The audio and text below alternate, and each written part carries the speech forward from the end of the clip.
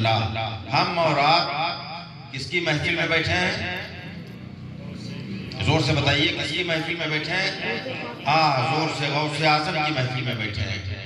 اگر آج جشن میں آپ نے زور زور سے غوث اعظم کو یاد کر لیا تو یقین مانیے کل قبر میں غوث اعظم آپ کو بھی یاد رکھیں گے، کل حشر میں بھی غوث اعظم آپ کو یاد رکھیں گے۔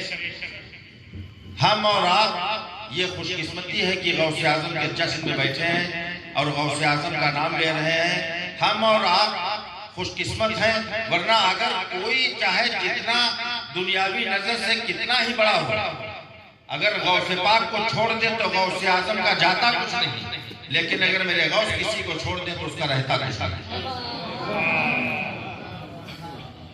غوث اگر کسی کو چھوڑ دے تو اس کا رہتا کچھ نہیں۔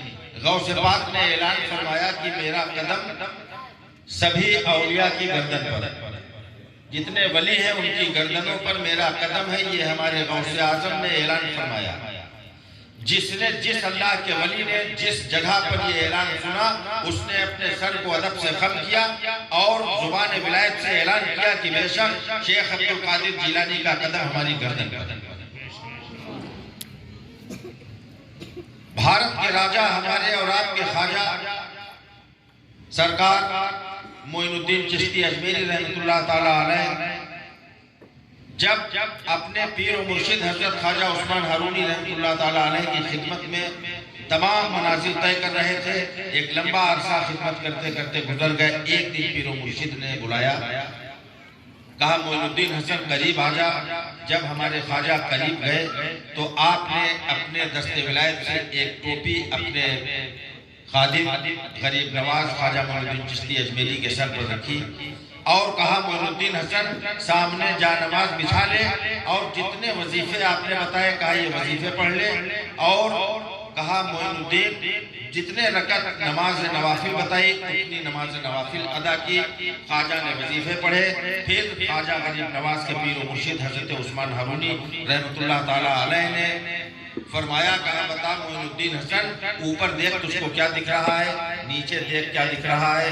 خواجہ نے کہا عرض کیا کہ سرکار اوپر نیلے رنگ کا آسمان دیکھ رہا ہوں اور نیچے یہ زمین دیکھ رہا ہوں۔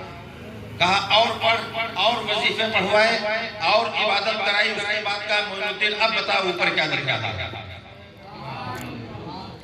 غریب نواز بھارت کے خواجہ ہم سب کے دلوں کے راجہ نے اوپر آسمان پر اپنی نگاہ ولایت اٹھائی اور مرشد سے عرض کیا، کہا حضور اوپر دیکھتا ہوں تو اب میرے نظروں کے سامنے نیلے رنگ کا کوئی پردہ نہیں ہے، بلکہ اوپر دیکھتا ہوں تو عرش معلیٰ تک دیکھ رہا ہوں اور نیچے دیکھتا ہوں تو تحت الثری تک دیکھ رہا ہوں۔ حضور کہا پتا معین الدین حسن سامنے دیکھ کیا دیکھتا ہے؟ غریب نواز نے عرض کیا کہ حضور سامنے میں مغرب ادھر دیکھتا ہوں تو مغرب کے اس پار دیکھ رہا ہوں، ادھر دیکھتا ہوں تو مشرق کے اس پار دیکھ رہا ہوں۔ اب کوئی پردہ کوئی حجاب معین الدین کی آنکھوں کے سامنے نہیں رہا حضور۔ کہا اور پڑھ۔ معین الدین حسن ابھی اور پڑھے گا۔ خواجہ نے اور پڑھا، جتنے وظائف بتائے وہ وظائف پڑھے، جتنے رکعت عبادت کرائی نوافل پڑھائی وہ پڑھے۔ اس کے بعد حضرت خواجہ عثمان ہارونی نے فرمایا، کہا معین الدین حسن سامنے دو انگلیاں اٹھائیں، کہا بتا معین الدین حسن اب تجھ کو کیا دکھ رہا ہے؟ خانہ کعبہ کی عزت کی قسم ہمارے اور آپ کے خواجہ نے عرض کیا کہ حضور آپ کی دو انگلیوں کے بیچ میں 18,000 عالم دیکھ رہا ہوں۔ سبحان اللہ۔ آپ کی دو انگلیوں کے درمیان میں 18,000 عالم دیکھ رہا ہوں۔ اب آپ بتائیے کہ جو معین الدین حسن تو اپنے پیر و مرشد کی دو انگلیوں کے بیچ میں 18,000 عالم دیکھتا ہو تو اس خواجہ کا جب عالم یہ ہے تو اس خواجہ کی گردن پر جس کا قدم ہے اس شیخ عبد القادر جیلانی کا عالم کیا ہوگا؟ اس غوث اعظم کا عالم کیا ہوگا؟ اس غوث الورا کے اختیارات کا عالم کیا ہوگا؟ غوث اعظم رحمت اللہ تعالیٰ علیہ کے مرشد کے مرشد کے مرشد کے مرشد ہیں، نام ہے جنید بغدادی۔ خواجہ غریب نواز کے غالباً پانچویں یا چھٹے پیر و مرشد ہیں، دادا پیر ہیں، نام ہے جنید بغدادی رحمت اللہ تعالیٰ علیہ۔ بغداد میں آپ کا آستانہ ہے۔ حضرت جنید بغدادی کے ظاہری دور میں ایک شخص نے خواب دیکھا کہ میں نے عرش اعظم کو اپنے کاندھے پر اٹھایا، اس نے خواب دیکھا کہ میں نے عرش اعظم کو اپنے کاندھے پر اٹھایا، سویرا ہوا، نیند سے بیدار ہوا، اس کے بعد علماء حضرات کی بارگاہ میں حاضری دی اور کہا حضور ہم نے ایک بڑا عجیب و غریب خواب دیکھا ہے۔ کہا کیا دیکھا؟ کہا میں نے یہ خواب دیکھا ہے کہ میں عرش اعظم اپنے کاندھے پر اٹھائے ہوں، حضور اس کی تعبیر بتا دیجئے کیا ہے، میں آپ سے تعبیر جاننا چاہتا ہوں۔ اس عالم دین نے کہا کہ ایسا کرو کہ تم اگر اس خواب کی تعبیر جاننا چاہتے ہو تو جنید بغدادی کے پاس حاضری دے دو، وہ اللہ کے ولی ہیں، ان کے پاس چلے جاؤ۔ وہ حضرت جنید بغدادی رحمۃ اللہ تعالیٰ علیہ کے گھر کی جانب چل دیا۔ کچھ فاصلہ اس نے طے کیا تھا کہ دیکھا راستے میں جنازہ جا رہا تھا، بہت زیادہ بھیڑ تھی۔ اس نے ایک شخص سے آگے بڑھ کر سوال کیا کہ یہ جنازہ کس کا ہے؟ تو اس شخص نے جواب دیا کہ اللہ کے ولی جنید بغدادی رحمۃ اللہ علیہ کا وصال ہو گیا، یہ انہی کا جنازہ ہے۔ اب وہ شخص جنازے میں شامل ہوا اور شامل ہوتے ہوتے ایک وقت آیا، اس نے جنید بغدادی کے جنازے کو کاندھا دیا، کاندھے پر جب جنازے کو رکھا تو اس کے ذہن میں یہ خیال آیا کہ اے اللہ کے ولی ہم تو آپ سے اپنے خواب کی تعبیر جاننے کے لیے آئے تھے، ہم تو آپ سے اپنے خواب کی تعبیر جاننے کے لیے آئے تھے اور آپ سے ملاقات بھی نہ ہو سکی۔ کفن کے اندر سے خدا کی قسم آواز آئی، اس کا نام لے کر جنید بغدادی نے فرمایا اے شخص دیکھ تیرے خواب کی یہی تو تعبیر ہے، تو نے میرا کاندھے پر جنازہ اٹھایا ہے، یوں سمجھ لے عرش اعظم کاندھے پر اٹھایا۔ سبحان اللہ، یہ اللہ کے ولی ہیں جو تھیوری نے پریکٹیکل کر کے بتا دیا کرتے ہیں۔ وہ اللہ کا ولی جس کے جنازے کو کاندھے پر رکھا تو آپ فرماتے ہیں یوں سمجھ لیں پورے عرش اعظم کاندھے پر رکھا ہوا ہے۔ وہ جنید بغدادی جو شیخ عبد القادر جیلانی رحمۃ اللہ تعالیٰ علیہ کے غالباً چھٹے دادا پیر، اس وقت میں وہ جمعے کے دوران جمعے کے دن مسجد میں خطبہ فرما رہے تھے۔ یکایک انہوں نے خطبہ روکا اور روکنے کے بعد سر کو جھکایا اور کہا بے شک شیخ عبد القادر جیلانی کا قدم میری گردن پر۔ اس کے بعد جب آپ نے خطبہ دیا، نماز پڑھے، نماز کے بعد کسی غلام نے پوچھا کہ حضور آپ نے یہ بھی اس میں کیا کہا تھا خطبے کے درمیان میں کہ ہاں شیخ عبد القادر جیلانی کا قدم میری گردن پر۔ تو حضرت جنید بغدادی رحمۃ اللہ تعالیٰ علیہ فرماتے ہیں کہ ہاں سن لو کہ مجھے ابھی الہام ہوا ہے، اللہ نے الہام کے ذریعے مجھ کو یہ خبر دی ہے کہ میرے بعد میں جب دنیا سے رخصت ہو جاؤں گا تو تقریباً 300 سال بیت جائیں گے اور اتنے عرصے کے بعد ایک شیخ عبد القادر جیلانی نام کا ولی آئے گا اور وہ اعلان فرمائے گا کہ میرا قدم دنیا کے سبھی ولیوں کی گردن پر ہے۔ لہذا مجھے الہام کے ذریعے آج معلوم ہوا، آج خبر ہوئی تو میں نے ابھی سے اقرار کر لیا کہ بے شک سید شیخ عبد القادر جیلانی کا قدم میری گردن پر ہے۔ یہ غوث اعظم کا معاملہ آپ سوچئے، جب ان ولیوں کا عالم یہ ہے، جب ان اللہ کے ولیوں کا عالم یہ ہے کہ ولی کا نام ہے حضرت جمال الاولیاء رحمۃ اللہ تعالیٰ علیہ، اتنے پائے کے بزرگ ہیں۔ رمضان کا مہینہ شروع ہونے والا تھا، بستی کے کچھ لوگ آپ کی خدمت میں حاضر ہوئے اور کہا حضور ایک حافظ کا انتظام کر دیجیے۔ کہا کیوں؟ کہا کہ چاند اگر نکل آیا 29 کا تو پھر تراویح پڑھوانی ہے۔ تو اس اللہ کے ولی نے کہا کہ چلے جاؤ، ابھی چاند 29 کا نہیں ہے، 30 کے حساب سے آنا۔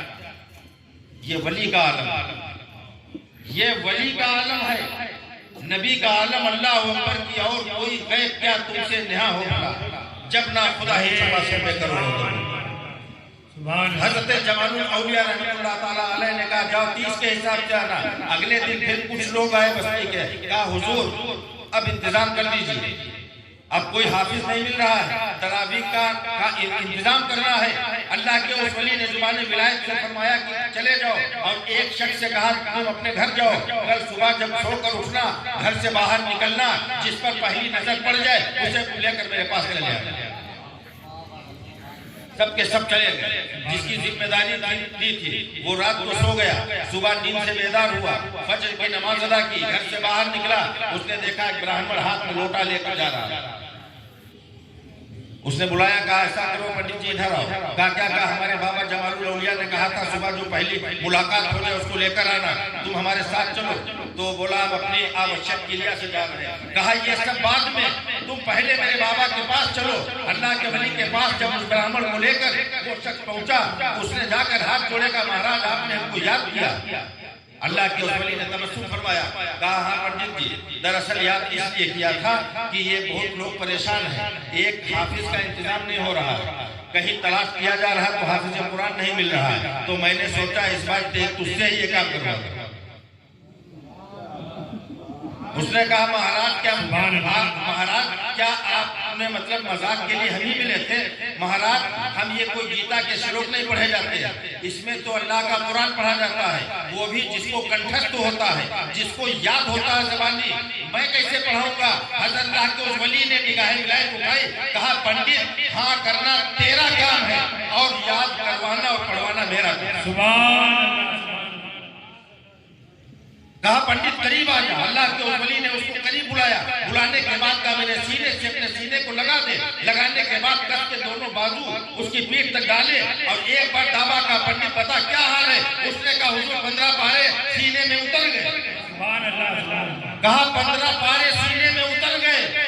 کہا پھرا، دوبارہ پھر لیا، لینے کے بعد پھر کس کے کہا میرے کانوں میں ہاتھ ڈال، اور ڈالنے کے بعد اپنے بازو اس کے ہاتھ ڈالے، وہ ولایت والے بازو جب حضرت جمال الاولیاء رحمۃ اللہ علیہ نے اس براہمن کے دوبارہ کانے میں ڈالے اور داب کر جب اس کو کس کے دابا اور دابنے کے بعد کہا پنڈت بتا اب کیا ہے؟ تو پنڈت نے کہا مہاراج 25 پارے یاد ہو چکے ہیں۔ کہا اور قریب آ۔ جب دوبارہ پھر قریب بلایا اور بلانے کے بعد کہا ایسا کر میری چھاتی سے اپنی چھاتی کو لگا دے، اور لگانے کے بعد کس کے داد، اور اس کے بعد اللہ کے اس ولی نے اپنی زبان اس کے منہ میں دی اور کہا جیسے بچپن میں اپنی ماں کا دودھ پیتا تھا ایسے میری زبان کو چوس۔ جیسے اس پنڈت نے چوسا، چوسنے کے بعد کہا حضور چھاتی پھٹی جا رہی ہے، 30 کے 30 پارے یاد ہو چکے ہیں۔ تاریخ گواہ ہے وہ شخص جو لوٹا لے کر گیا تھا اور جانے کے بعد کیا کہا رہا تھا، اللہ کے ولی کی نظر پڑ گئی تو دنیا بدل گئی، نصیبہ بیدار ہو گیا، اس نے تراویح کی نماز ادا کرائی۔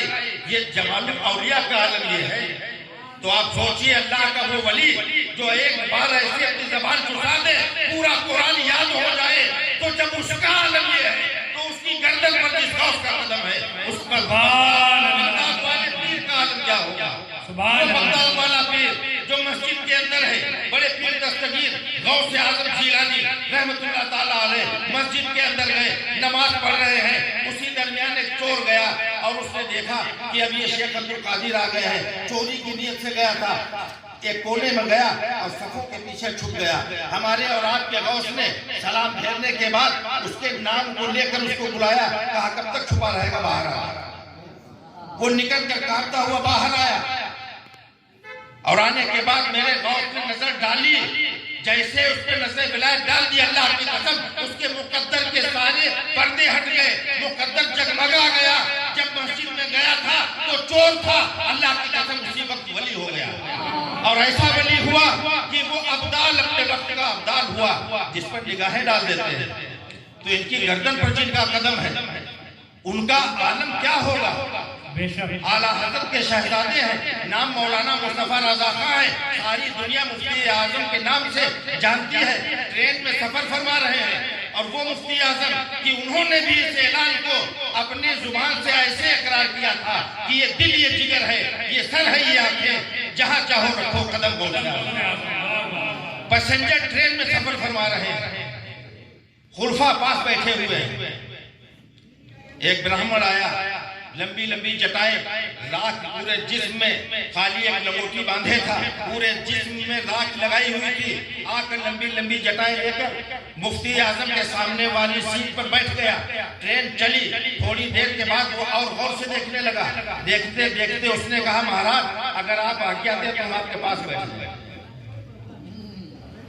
ہمیں یہی تو اسلام ہے۔ آج ہمارے جیسے ہوتے کہ تپاس بیٹھ جائیں کہ دور ہٹ، یہ نہیں ہے اسلام۔ اسلام یہ ہے، یہ بتایا مفتی اعظم نے، اعلیٰ حضرت کے بیٹے نے یہ بتایا ہے۔ اس نے کہا مہاراج اگر اجازت ہو تو آپ کے پاس بیٹھ جائے۔ مفتی اعظم نے تبسم فرمایا کہ بیٹھ جائے، پاس بیٹھ گیا۔ اس کے بعد پھر ٹرین چلتی رہی، تھوڑی دیر کے بعد اس نے ہاتھ جوڑے گا مہاراج یہ گیان ہم کو نہیں مل سکتا ہے۔ حضور مفتی اعظم رحمۃ اللہ تعالیٰ علیہ نے کہا کس گیان کی بات کرتا ہے، کون سا گیان چاہتا ہے؟ اس نے کہا اس براہمن نے کہا جو خالی لنگوٹی باندھے ہوئے تھا، اس نے کہا مہاراج جب سے ہم بیٹھے ہیں دیکھ رہے ہیں کہ آپ کا منہ کھل نہیں رہا ہے، اوٹ سے اوٹ الگ نہیں ہو رہا ہے، اور آپ کے منہ سے اللہ اللہ کی آواز آپ کے منہ سے اللہ کی آواز نکلے، یہ گیان مل سکتا ہے؟ مفتی اعظم نے کہا یہ گیان اس کو مل سکتا ہے، لیکن جو تو منازل طے کر رہا ہے، جو سیڑھیاں طے کر رہا، ساری زندگی ختم ہو جائے گی، منزل کبھی نہیں ملے گی۔ کہا مہاراج کیسے ملے؟ کہا بس ایک بار کلمہ طیبہ دل سے پڑھ لے۔